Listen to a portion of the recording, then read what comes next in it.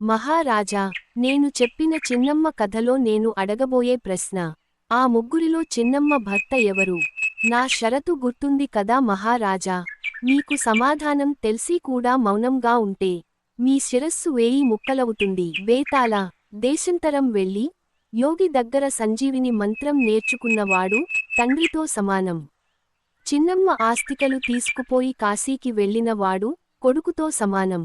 కాని చితి దగ్గర కూర్చుని ఆ భాస్మాన్ని చూసుకుంటూ ధ్యానం చేసినవాడు ఆయనే నిజమైన భర్త.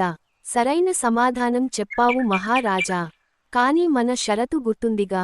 నువ్వు నోరు తెరిచి మాట్లాడినందుకు నేను నా చెట్టు దగ్గరికి వెళ్తున్నాను. ఇక రెండవ కథలోకి వెళ్లే ముందు ఈ వీడియో మీకు నచ్చినట్లు అయితే లైక్ చేయండి, కామెంట్ చేయండి, స్టోరీ కంటిన్యూషన్ కోసం సబ్స్క్రైబ్ చేసుకోండి.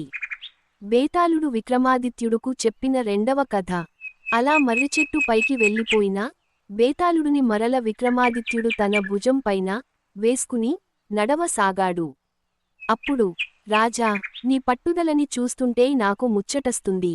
సరే అయితే నేను ఇంకో మరొక కథ చెబుతాను అని అన్నాడు బేతాళుడు.